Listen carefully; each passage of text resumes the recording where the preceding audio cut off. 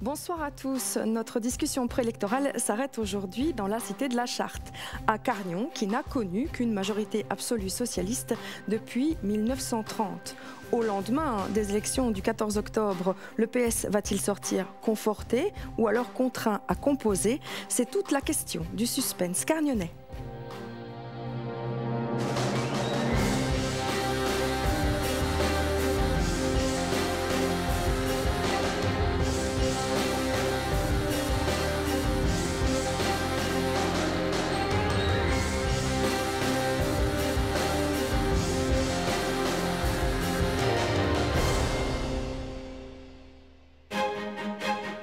Du rivage de la Cosmo du sud de Wamuel, de Monsville, être carnionnais, c'est revendiquer une appartenance à un quartier. La plus petite commune du Borinage en superficie, célèbre pour avoir abrité la signature du programme fondateur du Parti ouvrier belge, compte pas moins de 19 000 habitants. De son passé minier, les terris témoignent encore. Les travaux de rénovation de la place qui ont fait déménager le marché ont alimenté toutes les conversations en changeant les habitudes. Carnion devient aussi, grâce à son festival de piano, un rendez-vous tant musical que populaire. Qui composera la majorité à Carnion? Les socialistes vont-ils remporter la majorité? Comment les autres formations vont-elles se positionner? Il faudra attendre le 14 octobre prochain pour pouvoir le dire. Néanmoins, aujourd'hui, nous allons essayer d'y voir un peu plus clair dans les projets qui sont là défendus par les formations. Autour de la table avec nous, il y a pour le faire Filippo Manini. Vous amenez la liste écolo, une liste qui avait obtenu un siège en 2006. Vous-même aviez décroché votre premier mandat en 2000. Salvatore Ligas, vouloir réunir d'autres idées, c'est le nom de votre formation qui est composée tant de militants CDH que d'élus sans étiquette politique. Et en 2006, vous aviez décroché 5 sièges. Jean-Christophe Boremans, à vos côtés, votre liste s'appelle Citoyen. Vous avez décroché votre premier siège de conseiller communal en 2006. Et enfin, Jean-Pierre Lépine, vous êtes échevin des finances sortant, vous êtes candidat bourgmestre et vous emmenez la liste socialiste. Merci à vous tous autour de la table de nous rejoindre et de vous prêter au jeu de la discussion. Merci à vous de l'autre côté de l'écran ou derrière votre ordinateur via le 3x w.tlmb.be. N'hésitez pas à réagir d'ailleurs via notre site internet à la discussion que nous allons entamer. Et pour être tout à fait complète, sachez encore que 2 autres formations se présentent à Carnion, USB pour Union socialiste du Borinage et une liste Rassemblement Wallon, toutes deux incomplètes et ne comportant pas d'élus sortants, ce qui explique leur absence avec nous ce soir. Alors, messieurs, 500, c'est le nombre de voyageurs qui fréquentent la gare de Carnion chaque semaine, un nombre conséquent pour une gare finalement modeste. Et pourtant, le maintien de cette gare ne tient qu'à un fil. Une gare qui nous permet donc d'entamer fort logiquement le chapitre mobilité, et notamment à la lecture d'un commentaire envoyé par un internaute, commentaire qui dit ceci, il nous parvient de Christophe. Alors que nous sortons à peine de la semaine de la mobilité et que tous les politiques nous parlent de bouger autrement, que fait-on pour les cyclistes? Je suis nafteur, il y a des tas de personnes qui, durant la belle période, aimeraient faire le trajet domicile-gare à vélo, souvent 2 ou 3 kilomètres. Mais à la gare, rien n'est prévu pour laisser en toute sécurité nos vélos. Et un autre de Philippe de Carnion, dans le même esprit, qui dit « La Grand Place vient d'être rénovée, ainsi que bien des rues durant les dernières années. Pourquoi n'y fait-on pas d'office des pistes cyclables ?» Alors, je m'adresse en priorité à vous, Monsieur Lépine. Je le disais, vous êtes échevin sortant. Quels sont les moyens à mettre en place à Carnion pour finalement entendre ce que les internautes là nous ont fait parvenir et améliorer la mobilité? Vous n'êtes pas sans savoir que notre commune est la commune la plus petite du Borinage, avec une forte densité de population. Nous nous trouvons enclavés entre l'Axial Borène et la RN. Si un plan de mobilité communale est à l'étude actuellement, nous envisageons également de nous inscrire dans un plan intercommunal de mobilité nord-sud, avec le point de ralliement qui sera notre gare SNCB, donc notre gare rue Paul Pasture. Entre-temps, un grand chantier va être mis sur pied bientôt. Ce sera la rénovation de la rue Duplary, qui sera elle-même dans l'axe toujours nord-sud, mise dans un seul sens de circulation. Nous attellerons après à faire la même chose avec les rues Liénard et Van der Velde, toujours dans cette transversalité nord-sud qui nous permettra de dégager un petit peu et de faciliter l'accès des automobilistes.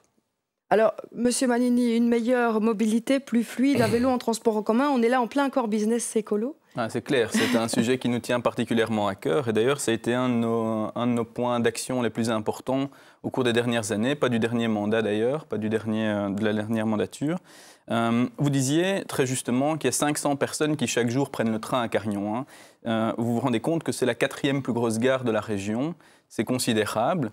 Et on ne prend pas assez soin des navetteurs à Carignon. Précisément, comment peut-on le faire? Eh bien justement, donc l'internaute ou la personne qui a suggéré de prendre soin des gens qui veulent venir à la gare en vélo soulève justement la nécessité de créer des abris, par exemple, pour les vélos. Mais il n'y a pas que ça, hein. Donc il y a par exemple le souterrain. Le souterrain, il est dans un état pitoyable. Les correspondances des bus, on parle d'améliorer la mobilité nord-sud. Eh bien, les bus ne sont pas toujours en correspondance avec les horaires des trains. On a plein d'autres exemples, par exemple la hauteur des quais. Quand vous essayez de descendre du quai du train à la gare de Carignon, si vous êtes une personne âgée ou une personne avec une difficulté de mobilité, je vous mets au défi de le faire. Alors tout ça sans parler du fait que la gare est encore ouverte et on ne sait pas encore pour combien de temps.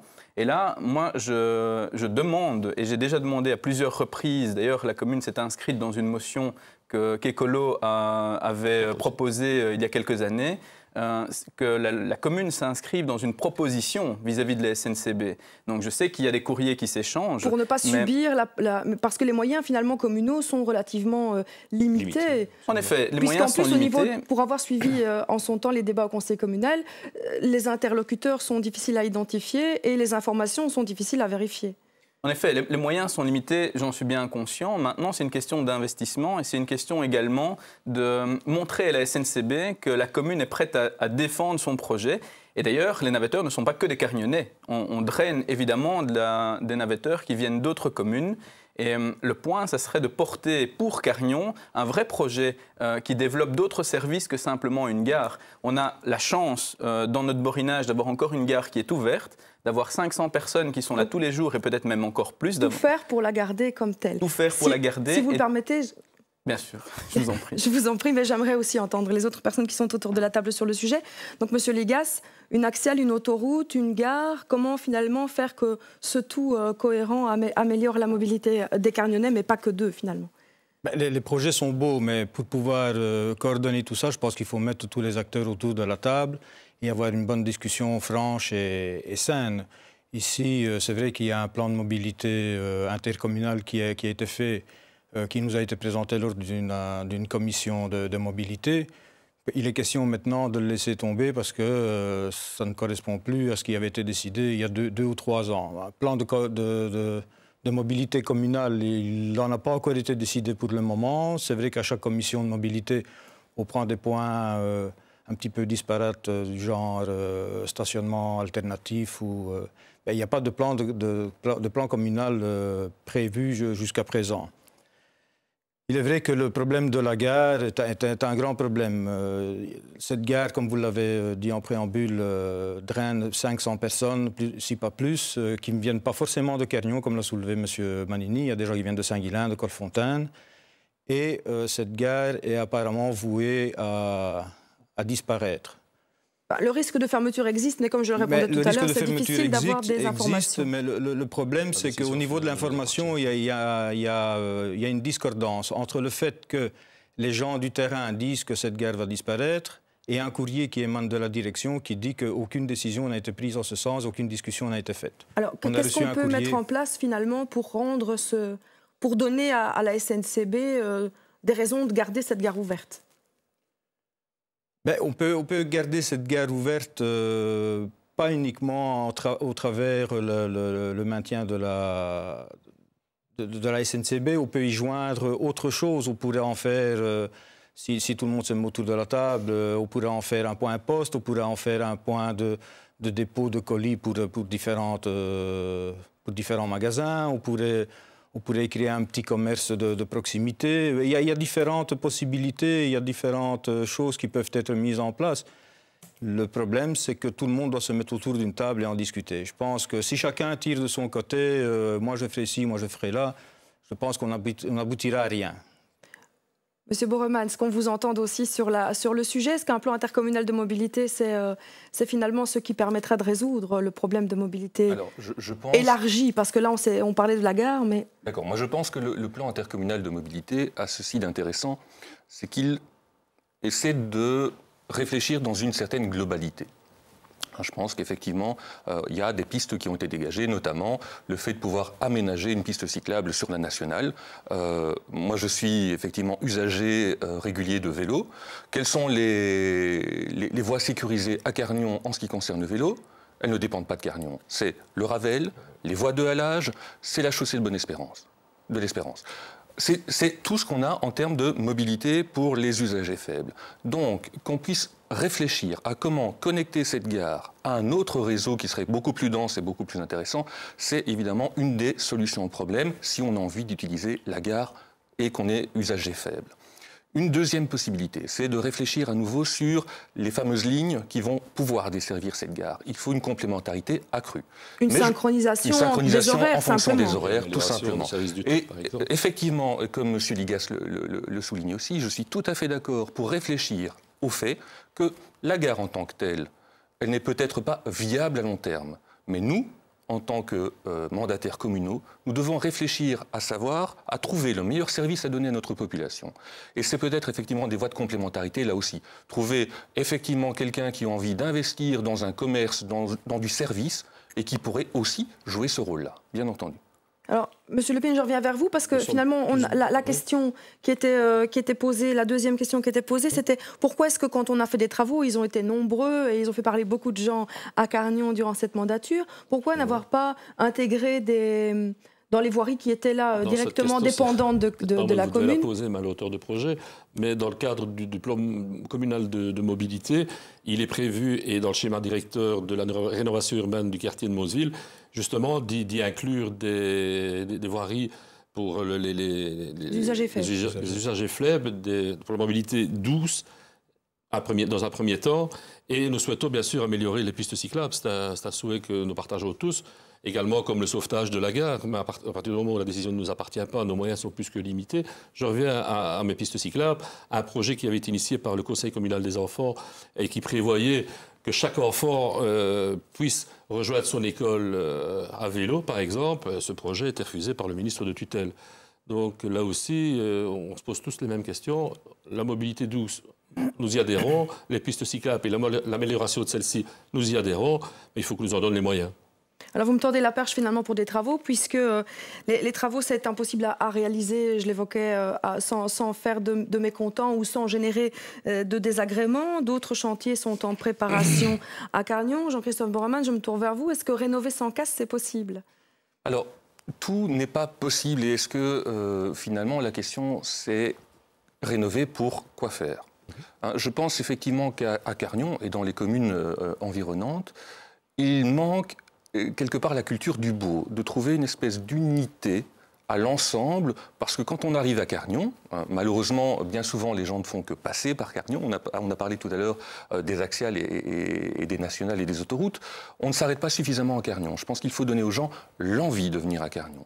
Et comment est-ce qu'on peut créer cette envie? Mais en donnant via des projets qui sont porteurs, l'envie aux gens de rentrer, de venir découvrir qui nous sommes et que bien montrer qu'on peut vraiment apporter quelque chose. Alors, la rénovation, le cadre de la rénovation urbaine, la rénovation urbaine, la rénovation de Monsville, est-ce qu'elle s'impose en tant que telle? Je ne pense pas. Quelle est la volonté qu'il y a derrière? C'est de créer à nouveau au centre de Carnion, qui est une des communes les plus urbanisées du Hainaut, de recréer du logement, de créer à l'arrière de jardins de personnes, finalement, redensifier le centre-ville, alors qu'on a déjà des problèmes de parking, on a déjà des problèmes de voisinage, on a des problèmes de cohabitation. Travaillons sur ce que nous avons et ce que nous pouvons mettre en valeur, et je pense qu'à partir de ce moment-là, on va pouvoir dégager des pistes pour l'avenir. Salvatore Ligas, est-ce que c'est aussi votre opinion? Est-ce qu'on peut finalement faire un lifting réussi sans forcément augmenter encore la densité de population quand on sait que Carnion est une des communes les plus densément peuplées du Borinage? Oui, on peut refaire un lifting parce que Carnion est quand même dans son ensemble un petit peu vieillot, donc il est nécessaire de redonner une autre image de Carnion. Maintenant, il est vrai qu'on ne doit pas se focaliser uniquement sur le centre de Carnion. C'est bien de vouloir lui donner une une nouvelle image. Mais je rejoins un petit peu ce que M. Bormans a dit. Si c'est pour y créer encore plus de logements et avoir une population assez dense alors qu'il y a un problème de parking, ce n'est pas la meilleure des solutions. Rénover pour rendre beau peut-être, mais pour y amener encore plus de personnes, non. Je pense qu'aux alentours de Quernion, il y a encore suffisamment d'espace pour pouvoir créer des logements. Et je pense à l'ancien site du Terri de Ruard, où il est possible de mettre plus d'une centaine d'habitations, mais qui malheureusement ne se développe pas pour le moment pour des raisons qui sont peut-être indépendantes de l'administration communale. Mais bon, voilà. Monsieur Manini, la recette pour un lifting réussi, ça passe comment, ça passe par quoi, selon vous? Moi, je pense qu'on doit se détacher du beau. Hein. Donc, en effet, hein, c'est ce qu'on doit viser, c'est rendre la commune agréable. Hein. C'est faire en sorte que la commune soit agréable pour les gens qui y habitent, pour les gens qui y passent. Est-ce que c'est d'office opposé au beau? Est-ce que ça ne peut pas être et dans la culture du beau mais bien sûr, mais ça ne peut pas être que beau. En dommage collatéral agréable. Ça ne peut pas être que beau. Je vais vous citer un exemple. La Grand Place de Carnion, elle est pas moche. Hein. On peut dire qu'elle est pas moche, elle est même belle. Allez, je vous l'accorde, elle est belle. C'est vrai. 300 personnes, elle est magnifique. Par contre, elle est tellement bien refaite qu'on n'y fait plus le marché, qu'on n'y fait plus les ducasses. Et je vous mets au défi de circuler à vélo entre la rue du village et la Grand Place. C'est un coupe-gorge. C'est impossible de circuler à vélo en toute sécurité entre ces deux points-là.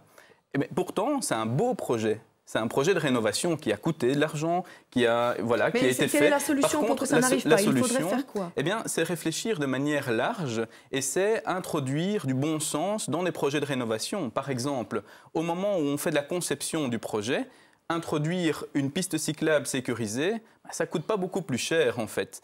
Quand on fait la conception du projet, faire en sorte que les boules soient amovibles, ça ne coûte pas plus cher. Et pour ça, qu'est-ce qu'il faut faire? Il faut oser ouvrir la discussion aux partis d'opposition, mais également aux riverains, aux associations. Il y a des associations qui ont émis des recommandations par rapport à la mobilité des personnes handicapées. J'en passe, hein, il y en a probablement d'autres. On parlait de rénovation du quartier de Monsville. Mais il faut écouter les riverains, il faut écouter les gens qui habitent là. Et bien sûr, contrairement à ce qui a été dit, je pense qu'il y a un besoin de logement, mais il y a surtout besoin d'un logement de qualité. On a énormément de chancres, notamment dans le quartier de Monsville, parce que j'y habite, donc je le connais assez bien, mais il y en a ailleurs. Il y a plein de taudis qui sont là depuis des plombes et qui sont là simplement pour héberger les rats. Franchement, il y a quelque chose à faire de ce côté-là, sans forcément que ces investissements soient énormes et sans forcément qu'on ne veuille faire du beau juste pour l'aspect esthétique superficiel. Alors, laissez M. Lépine répondre, là, je rejoindrai un peu M. Malini. Alors, elle est très belle, votre place de Carnion. Elle est très belle, notre place de Carnion. Et l'objectif qui était au départ de ralentir la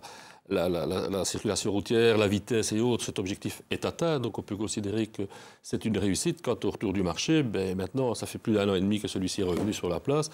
Et je pense que tous les commerçants carnionnais et tous les citoyens en sont contents. Mais je reviendrai à la rénovation urbaine, et particulièrement au quartier de Monsville. Oui, parce que ça, c'est l'avenir. Le marché, malheureusement, cette page-là est passée, on ne sait plus y faire grand-chose. La rénovation urbaine du quartier de Monsville, après l'acquisition des taudis pour retrouver un espace à l'arrière des habitations, où là, on pourra y inclure une mobilité douce et peut-être y recréer des logements et avec des placettes et autres. Le premier coup de pioche va quand même être donné d'ici peu avec la réhabilitation de l'ancienne maison du peuple en 6 appartements de basse énergie et également la salle polyvalente qui pourra accueillir nos associations et les citoyens et les riverains de la rue de Monsville sera également réhabilitée et rénovée.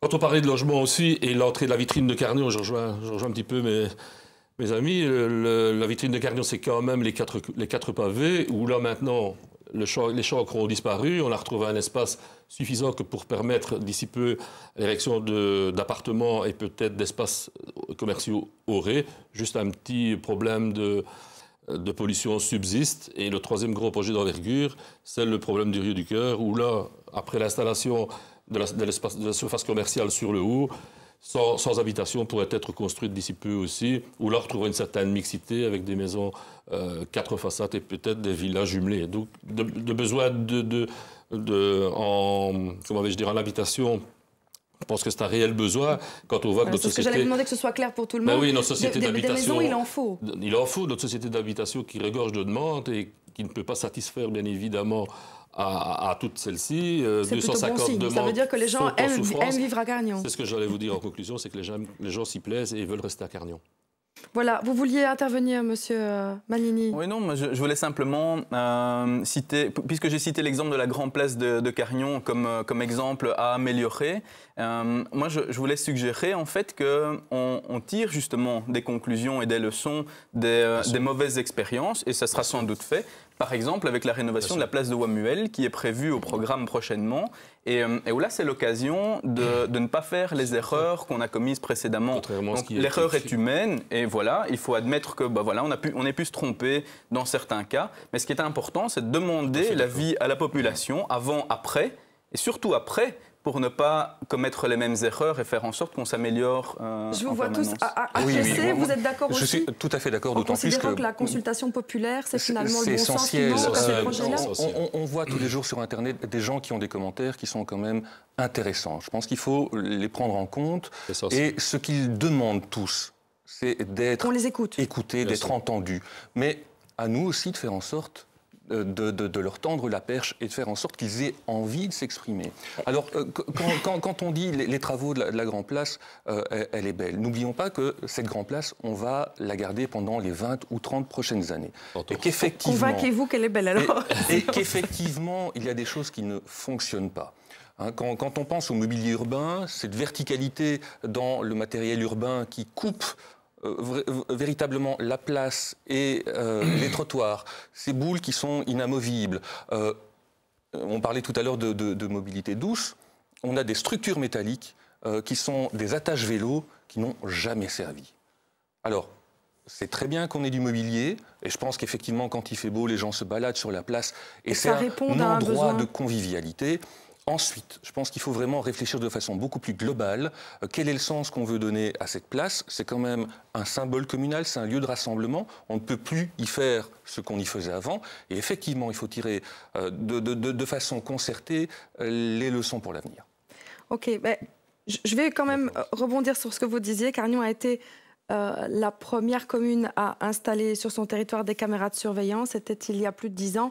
Vous évoquiez le fait que les internautes se sont manifestés sur la page Cargnon. Ils l'ont fait aussi chez nous. La preuve, nous avons reçu par mail la question d'un Cargnonnais qui nous dit « On nous parle souvent d'insécurité, mais que font nos élus locaux pour promouvoir le vivre ensemble?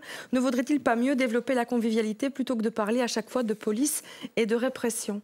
Jean-Christophe Vorman, je continue avec vous. On a fait l'expérience à Cargnon, c'était en 2000 que les caméras ont là été installées. Ça fait 12 ans qu'elles le sont. Donc vous avez fait votre première expérience avant tout le monde. Oui, voilà. Mais je pense qu'à Cargnon, les chiffres globaux de la criminalité ne sont pas mauvais. Non. Par contre, il y a quand même certains indicateurs qui sont là et qui nous disent attention, il y a toujours des problèmes de vol, même s'ils ont diminué, mais il y a aussi des problèmes liés à l'intégrité des personnes et des biens. Ce qui se passe à Cargnon et à Wamuel, je pense que c'est le tissu social qui s'est un peu délité, un peu comme dans d'autres communes. Je pense que ce n'est pas l'apanage de Cargnon, et que ce dialogue entre les habitants et la commune, les habitants et des représentants de quartier, les habitants et les policiers qui sont... Les habitudes de dialogue se sont perdues. Elles se sont complètement perdues. Et le phénomène d'insécurité, il naît de plusieurs choses. L'environnement a un impact clair, ça c'est évident.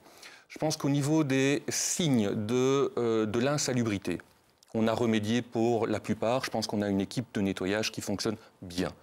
Par contre, les comportements, fondamentalement, n'ont pas changé. Et ça, c'est vraiment la racine du problème. C'est comment trouver des dynamiques qui vont permettre de casser ça. Eh bien, précisément, je vous pose la question. Alors, tout à fait. Donc, nous avons à Cargnon la chance d'avoir des maisons de quartier. Alors ça a l'inconvénient, ça a à la fois des inconvénients et des avantages. L'inconvénient, c'est que effectivement, on a l'impression que Cargnon, c'est une superposition de communautés, c'est une superposition de quartiers. Mais je pense aussi que ces maisons de quartier peuvent servir de relais. On peut très bien imaginer que des personnes de la vie civile puissent apporter quelque chose. Je pense que ça, c'est pas suffisamment encouragé chez nous. On a l'impression que tout est tellement noyauté que c'est un peu difficile. Et ce n'est une attaque pour personne. Je pense que c'est un fonctionnement qui est là et qui est présent. Ce n'est pas une dénonciation, c'est simplement les choses fonctionnent comme ça. Je pense aussi que nous devons promouvoir des initiatives qui sont désintéressées. Ce que nous pouvons faire aussi, c'est ouvrir davantage notre porte à la personne qui est à côté de nous. On la voit plus. On ne connaît plus son voisin. Oui, mais concrètement, qu'est-ce qu'on peut faire quand on est élu local pour finalement recréer du vivre ensemble? Alors, je pense qu'il y a toute une série de petites choses. Par exemple, ouvrir le journal de Carnion à des personnes qui ont envie de s'exprimer. Ça, c'est important. C'est simplement de l'écoute. Avoir un site internet peut-être un peu plus proactif et réactif. Essayer de relayer justement ces petites initiatives locales. J'ai mon voisin qui organise régulièrement des manifestations culturelles chez lui. Personne n'est au courant. Et ça recrée du lien. Monsieur Lépine, qu'est-ce que vous pourriez faire que vous ne faites déjà? Je pense que l'évolution de notre société et ce manque de prise de contrôle personnel fait que le sentiment d'insécurité, on parlait d'insécurité tantôt, s'accentue et s'accélère. Est-ce que finalement, qu'est-ce qu'on peut mettre en place pour que dans les quartiers où les communautés sont déjà très très fortes, comment peut-on améliorer le vivre ensemble? Nos maisons de quartier, comme l'a souligné M. Boremans, fonctionnent déjà. Ils fonctionnent même dans l'intergénérationnel. Les jeunes s'y retrouvent, les plus anciens. Le journal de Carnion est un moyen aussi de s'exprimer, mais je pense que d'ici peu, avec le nouveau code de la démocratie locale, chaque parti aura le droit de s'exprimer. Et si ce n'était pas le cas, j'en fais le vœu. Vous promettez ce soir absolument, d'ouvrir la... Pourquoi pas? Je pense que le bulletin communal. C'est enregistré, je le sais. Je viendrai vous voir si vous ne tenez pas parole. Ça nous permettra peut-être de porter encore plus, parce que c'est déjà le cas, et nos débats sont un peu plus sereins au sein du Conseil communal, mais de porter tous ensemble les projets carnionnais. Donc ça aussi, ce sera une avancée significative. Et comme je l'ai dit, je le répète, je m'y engage. Monsieur Ligas, je viens vers vous. Comment est-ce qu'on peut faire que toutes ces communautés du sud de la Cosmo, du rivage de Wamuel, vivent mieux ensemble et que le sentiment d'insécurité laisse la place à un bien vivre ensemble? C'est de pouvoir mettre toutes les personnes ensemble lors de différentes manifestations. Et je trouve désolant que la place, même si elle est très belle, elle n'est pas si fonctionnelle que ça. Elle n'est pas suffisamment conviviale, si Elle n'est pas suffisamment conviviale. Comment pourrait-elle l'être? Dans la mesure où les manifestations de convivialité qui existaient auparavant, et je n'en veux que pour preuve les simples du CAS, je ne vais même pas aller chercher d'autres manifestations, sont impossibles de les faire. On les a déplacés dans des endroits qui ne satisfont pas aussi bien les riverains que les forains. Donc voilà. Aussi bien les commerçants que finalement les gens qui fréquentent les commerçants sont un petit peu lésés dans l'affaire. Donc voilà. Maintenant, au niveau de la convivialité, je pense que c'est aussi une question d'éducation. Et si on pouvait ne fût-ce qu'éduquer les enfants à s'entendre déjà entre eux, je pense que ça pourrait être un relais vis-à-vis des parents, ça pourrait remonter vis-à-vis des parents. Et ça se travaille tous les jours pour tout le monde. Ça se travaille, oui. Là, au niveau de la sécurité, ça se travaille tous les jours. Maintenant, il y a aussi le fait qu'au niveau sécurité, les gens veulent voir un peu plus de policiers sur le terrain. Je ne dis pas qu'il faut forcément avoir des policiers de quartier constamment sur le terrain, mais au niveau de la sécurité, avoir par exemple une police... Ou restaurer un dialogue peut-être entre la police et les citoyens. Un dialogue et les citoyens. C'est vrai, les gens n'aiment pas, entre guillemets, la police. Mais la police est un mal nécessaire. Parce que si vous n'avez pas la police... De médiation, vous avez un rôle de répression. Voilà. Donc je pense que si on pouvait au niveau de la police, par exemple, avoir une certaine flexibilité au niveau de la police locale et ne pas avoir un bureau fermé à 5 heures, avoir un horaire de fonctionnaire. Bon, plus d'accessibilité. Plus d'accessibilité, avoir une police de la criminalité un peu plus présente sur le terrain, dégager peut-être les acteurs de terrain. Les charges administratives. Voilà, des charges administratives, on pourrait engager du personnel dans le cadre de la CALOG. Voilà, tout ça fait que il y a différentes manières de pouvoir se sentir... que le budget de la zone n'est pas extensible et que nous sommes limités quand même chaque année à une augmentation de 2%. Bien sûr que c'est notre souhait aussi de voir de plus en plus mais enfin, dans la limite de l'argent disponible, d'utiliser les ressources. Il y a des mesures qui ne coûtent rien. Le sentiment d'insécurité, c'est aussi, par exemple, et on en parlait tout à l'heure, une voiture qui roule vite. Oui. Vous avez l'impression qu'elle roule encore plus vite si vous êtes proche. Une des mesures et vous avez l'impression qu'elle va vous écraser si le trottoir est tout étroit. Et une des mesures simples, c'est de mettre une série de rues à 30 km/h, comme il avait été suggéré, et je pense que ça ne coûte que le prix d'un panneau. Monsieur Manini, je ne vous ai pas entendu encore. Vous êtes étonnamment... Ah mais vous ne m'avez pas donné la parole, donc je respecte... Je le fais, dites-moi. Non, mais, comment mieux vivre ensemble à Carignan? Mais non, je voudrais répondre à la question du sentiment de sécurité, parce que le sentiment de sécurité, c'est plus que la sécurité physique, hein. C'est aussi la sécurité routière, c'est la sécurité d'existence aussi des gens. Donc il y a des gens qui ne se sentent même pas en sécurité chez eux.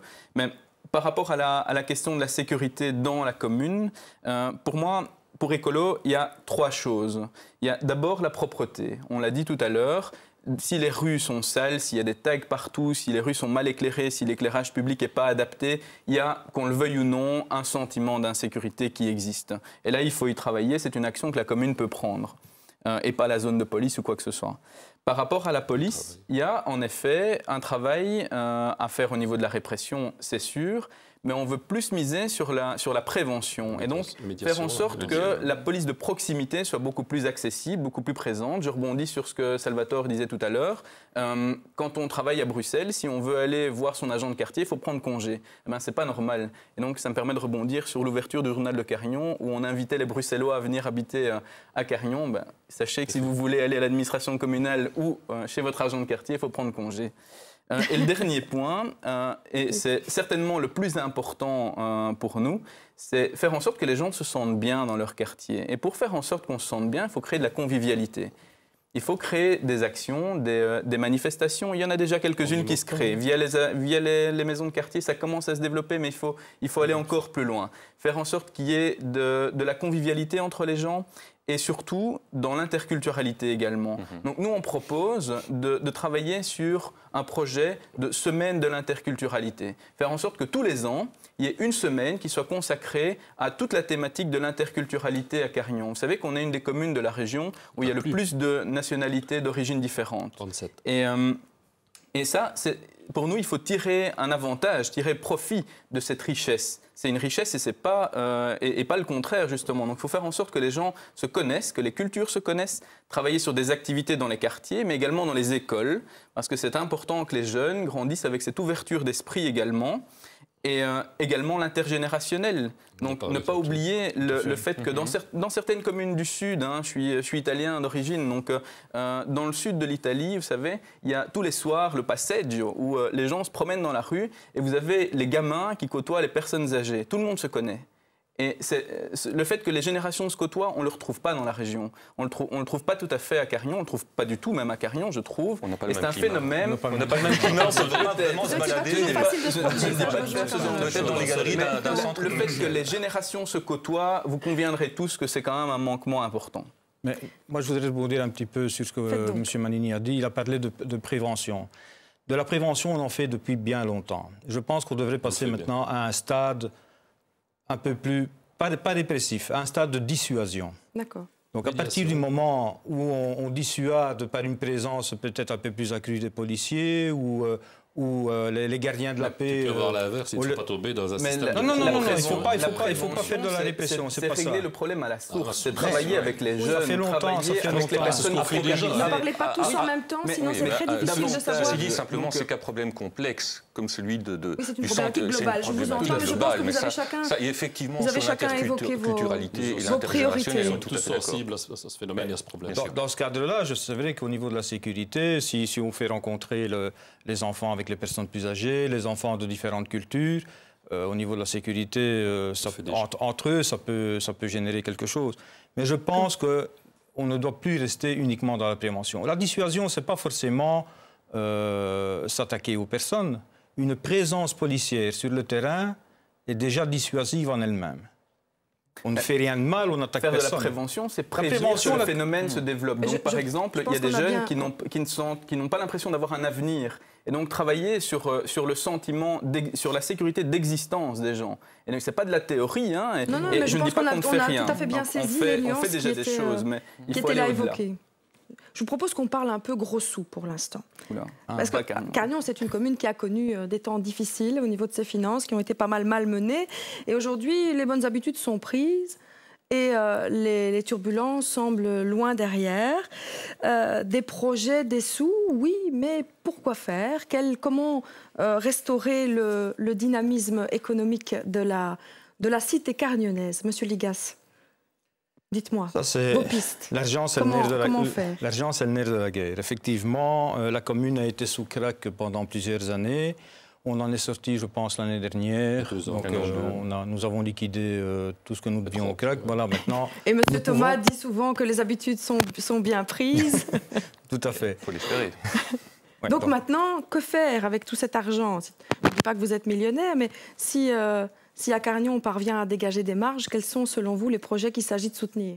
Il y a beaucoup de choses. Il y a l'entretien des trottoirs, parce qu'il y a beaucoup de trottoirs qui sont encore dans un état de délabrement. Certaines rues, il y a peut-être l'amélioration de certaines salles sportives. J'en veux pour preuve. Oui, on est en train de réparer la salle culturelle, mais j'en veux pour preuve la salle Edgar Ismans, où ça fait déjà 2 ans que les clubs sportifs doivent jouer avec un éclairage plus qu'obsolète, et il n'y a toujours rien qui se fait. Voilà, au niveau du dynamisme économique de la commune... Au niveau du dynamisme économique, vous l'avez dit en préambule, la commune de Cargnon est petite, territorialement elle est petite, donc on ne sait pas y installer des grosses usines. On ne verra jamais Google s'installer à Cargnon, c'est impossible. C'est juste à côté quand même. Oui, mais enfin, ce n'est pas Cargnon. Les taxes communales, c'est la ville de Mons qui les a et pas Cargnon. Ce qu'on doit faire, c'est peut-être promouvoir le zoning, puisqu'il y a encore de la place, et les attirer peut-être en leur donnant certaines facilités. Je pense peut-être à une réduction des impôts communaux, ou l'allocation d'un bâtiment pour que la personne puisse se lancer, une location moindre. Un guichet de l'entreprise. Il y a un relais. Un relais existe déjà. Mais il n'y en a qu'un, Donc je pense qu'il faudrait peut-être en avoir 2 ou 3, ça permettrait d'attirer plus de personnes. Il y a beaucoup de choses à faire. Sur le tas, comme ça, c'est fort difficile de dire, mais il y a beaucoup de choses. Il y a la rénovation de Cargnon, l'installation de nouveaux commerces. Au niveau de la gestion au centre-ville, par exemple, effectivement, d'installation de nouveaux commerces. Oui, voilà. Là, on pourrait mettre... Il y a des cellules qui sont vides, on pourrait peut-être demander à ce que de nouveaux commerces viennent s'installer, des commerces de proximité. Mais maintenant, il faut reconnaître aussi qu'à Cargnon, on a pris aussi l'habitude de prendre d'installer des grands commerces. Il est question d'installer un grand commerce, dont je ne citerai pas le nom, sur les anciens établissements d'une entreprise de vente de caravanes. Il y a, à côté du Terri Druard, le centre commercial qui doit bientôt sortir. Voilà, je pense que des grands commerces sur Cargnon, il n'en faut plus, même en dehors de Cargnon. Des petits commerces de proximité avec des produits bien spécifiques, style droguerie ou, je ne sais pas moi, coiffeur spécialisé. Il y a différentes sortes de choses qui peuvent être installées sur Cargnon pour pouvoir utiliser justement les cellules qui sont vides ou les cellules qui seront bientôt vides. Monsieur Boremans, la gestion centre-ville, c'est la clé pour redynamiser le centre de Cargnon. Je ne pense pas que ce soit la clé. Vous donniez tantôt... C'est une des clés. Alors, comment je pense qu'effectivement, M. Ligas a dit qu'on avait besoin d'infrastructures. Ça, ce sont les briques. On est tout à fait d'accord. Je pense que si on a de l'argent, on doit continuer la rénovation de nos infrastructures. Mais je pense aussi qu'on doit réfléchir sur les services qu'on peut apporter à notre population. Effectivement, nous avons des grands commerces en périphérie, mais qu'avons-nous dans certains quartiers? Vous allez à Wamuel, vous allez dans le centre de Cargnon, vous allez au sud. On a, à mon avis, une terre à défricher. On a des besoins qui ne sont pas rencontrés en termes de services. Je pense notamment aux services aux personnes, où là on peut faire énormément en plus de tout ce qu'on a dit tout à l'heure pour retisser du lien social. Je pense que là, on doit mettre en place non plus une gestion centre-ville qui a été enterrée pendant les travaux de la Grande Place, ou quasi, alors que c'était le moment où on en avait besoin pour garantir justement la pérennité d'entreprises ou de commerçants qui voulaient rester sur la place. Qu'est-ce qu'on a maintenant? Des cellules vides. On doit réfléchir à une gestion centre-ville élargie au territoire de Cargnon. Et on a parlé tout à l'heure de la gare, trouver vraiment les bons outils qui vont répondre à ces demandes. C'est ce que nous avons préconisé, nous, dans notre programme, et c'est un point essentiel du redéploiement de Cargnon. Et je pense aussi, et ça c'est une donnée très importante, c'est que nous devons fondamentalement changer l'image de Cargnon. À la fois pour les gens de l'extérieur, on a des vitrines extraordinaires. Vous savez que le marché de Cargnon a toujours drainé une population qui venait d'ailleurs. pour avoir, pour l'anecdote, essayer de faire un micro-trottoir à Cargnon. Le marché de Cargnon, c'est extraordinaire. Une personne sur deux n'est pas cargnonnaise. Voilà, le marché de Cargnon, j'allais dire c'est extraordinaire. Non, je dirais c'était extraordinaire. Je pense qu'on doit le repenser aussi. On doit peut-être se dire, on doit faire le tri, entre guillemets, dans les maraîchers, dans les personnes qui viennent le lundi, redéployer le marché de Cargnon autour de produits qualitatifs. Et redéployer aussi l'image de Cargnon. On doit donner aux gens l'envie non seulement de venir le lundi au marché, mais le mardi aller manger au restaurant, le mercredi aller acheter un vêtement. C'est ce qu'on doit faire. On doit vraiment avoir une dynamique beaucoup plus proactive. Monsieur Lépine, le marché qui a été au cœur de vos préoccupations pendant toute cette mandature. Je ne dis pas que ça vous a empêché de dormir, mais on n'en est pas loin. Est-ce que vous souscrivez à ce qui a été dit par M. Boermans à l'instant? Oui, en partie, mais je peux vous garantir que le retour sur la Grand Place est apprécié par tous les cargnonnais et les non-cargnonnais, par les commerçants de la Grand Place également, bien sûr, mais sous une configuration, bien sûr, différente, puisque la place est ce qu'elle est aujourd'hui, avec son mobilier urbain inamovible. Contrairement à Romuel et je rebondis, où là, il est prévu du mobilier mobile. Voilà, le marché de Cargnon, c'est quand même notre fierté, on en parle. C'est 200 chalands tous les lundis. C'est une recette non négligeable pour l'administration communale, pour la commune. C'est aussi, en termes de finances, vous le disiez tantôt, le fait qu'on se porte relativement bien. Notre trésorerie est de plus en plus saine. On dégage maintenant presque un bonus cumulé de 5 millions d'euros. Eh bien, que faire avec tout cet argent? J'allais y venir. Sans augmentation de taxes, c'est-à-dire sans aller dans la poche des citoyens. Donc, les moyens sont en train... Les bonnes habitudes ont effectivement été prises. Les bonnes habitudes sont prises. Les moyens sont en train de se dégager également. Mais sachez aussi que pour des travaux lourds ou des travaux de réfection, ben, on ne peut évidemment pas faire ça sans subside. Il y a quand même, si la part communale, et on essaie qu'elle soit la partie incongrue, la plus petite possible, il y a quand même un appel à subside pour mener certains projets. Et la lourde machine administrative étant ce qu'elle est, il faut quelques temps, quelques années, quelquefois pour concrétiser des projets. En termes de trucs de proximité, la réfection des trottoirs est une de nos priorités aussi. On inscrit quand même 100 000 euros chaque année pour la réfection des trottoirs. On sait très bien que c'est quelquefois du cas par cas. Il n'est pas question de clientélisme, mais c'est quelquefois du cas par cas. C'est un poste qui n'est pas subsidié non plus. On y travaille et on essaiera tous ensemble de porter les projets quand les moyens nous permettront vraiment de dépenser l'argent du contribuable d'une manière intelligente et rationnelle.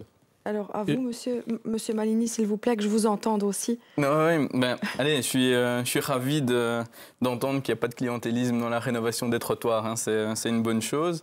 Maintenant, dans la rénovation... Ça et l'ouverture du bulletin communal, vous n'êtes pas venu pour rien. Non, c'est clair. On n'est pas venu pour rien, tout à fait. Alors, concrètement, si on a des sous à Cargnon, qu'est-ce qu'on en fait? C'est déjà très bien parce qu'on est une des communes les plus taxées. Et je ne parle pas de la taxe poubelle, où tout le monde sait que on tape bien haut dans la région et on tape bien haut par rapport à toutes des erreurs du passé. Mais heureusement, dans le Brabant wallon peut-être. Et s'il y a de l'argent, autant l'utiliser pour des investissements. Je rebondis sur ce que Jean-Christophe disait tout à l'heure, pour rendre la commune attractive. Et rendre la commune attractive, on le fait via les trottoirs, par exemple. Donc, petite anecdote, je partais de chez moi avec mon petit garçon et ma femme avec notre poussette. Eh bien, simplement, le fait de changer de rue, donc j'habite dans la rue Hector Denis, pour aller dans la rue de Monsville, j'ai 5 trottoirs à passer. Et si je veux utiliser le passage pour piétons, eh bien, il faut que je calcule mon itinéraire. Et si je calcule mon itinéraire pour avoir le passage pour piétons, eh bien, il faut être à 2 pour soulever la poussette parce que les trottoirs sont trop hauts et il n'y a pas moyen de descendre sur la rue facilement. Et donc, moi, tranquille, j'ai 33 ans, j'allais dire 32, 33 malheureusement, mais je ne parle pas des personnes âgées qui sont nombreuses à marcher à pied, etc., dans le centre-ville et qui sont des consommateurs également des commerces de proximité. Je rebondis sur le volet économique dont vous parliez tout à l'heure.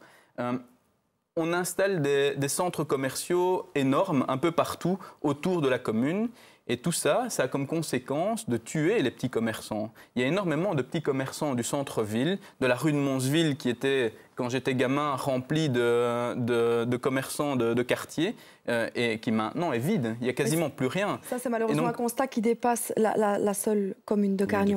Peut-être, mais dès le moment où on a un budget à consacrer à ADL, justement, pour permettre... Dès le moment où on a des investissements à pouvoir faire, eh bien, il faut les faire justement à garder notre zoning qui existe, le zoning du Brûle, et le développer, celui-là, le rendre celui-là plus attractif, et travailler sur la convivialité de la commune, travailler sur le fait que la commune soit attractive pour les investisseurs, mais également pour les habitants, qui sont aussi des consommateurs. Comme vous avez l'air tous d'accord, je vais vous arrêter là.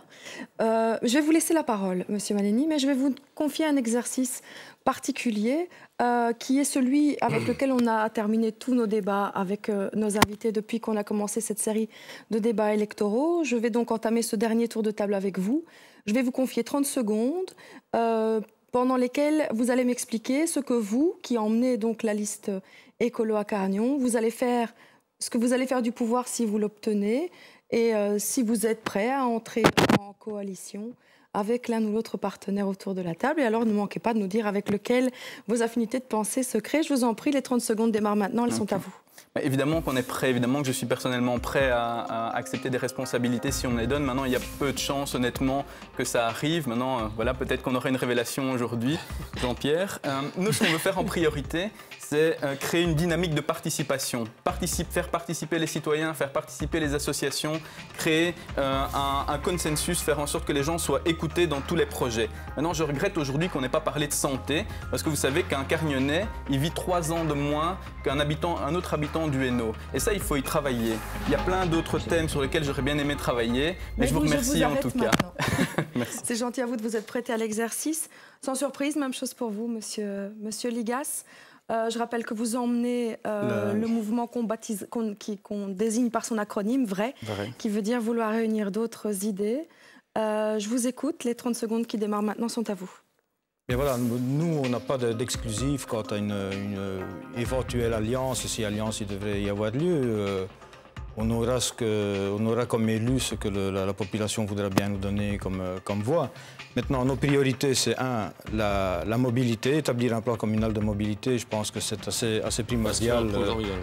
Mais là, il faut mettre tout le monde autour de la table. La sécurité, je pense que j'ai parlé suffisamment de présence policière, entre autres. Le logement, on n'en a pas tellement parlé. C'est vrai qu'il y a un manque cruel de logement, mais je voudrais fidéliser les gens à Cargnon. C'est tout. Vous fidéliserez les gens à Cargnon. Voilà. C'est très bien. Par l'accès à la propriété, voilà. Vous trichez.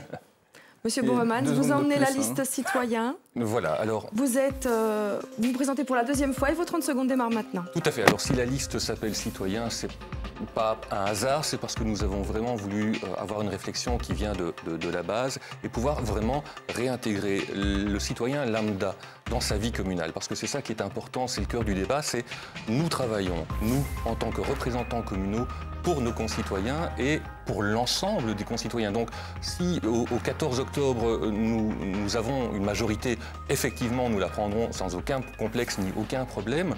Et il n'y a absolument aucune exclusive à travailler avec qui que ce soit à partir du moment où ils sont démocratiques. Voilà. Parfait, merci.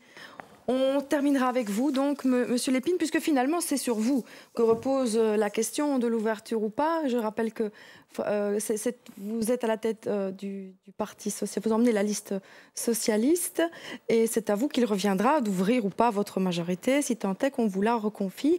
Alors, dites-nous ce que vous ferez. Les 30 secondes qui vous sont accordées démarrent maintenant. Je suis très mauvais pronostiqueur. Nous avons déjà ouvert les présidences de commission aux conseillers de la minorité il y a 6 ans. Pourquoi pas continuer l'expérience puisqu'elle est couronnée de succès. Alors, ce sera quand même, comme l'a dit Salvatore, ce sera le citoyen cargnonnais qui décidera le soir du 14 octobre. Néanmoins, j'espère quand même conforter notre majorité absolue actuelle et pourquoi pas ramasser les 2 sièges laissés vides par le Front National et les 2 sièges qui sont restés sur la rue. Et vous en ferez quoi? On verra, le soir du 14 octobre. Parfait. Merci à vous 4 d'avoir pris le temps de la discussion avec nous. J'espère que vous aussi, vous avez pris le temps de la réflexion. Il vous reste une seule chose à faire, c'est d'aller voter. Faites-le bien. En attendant, passez une excellente soirée. À bientôt.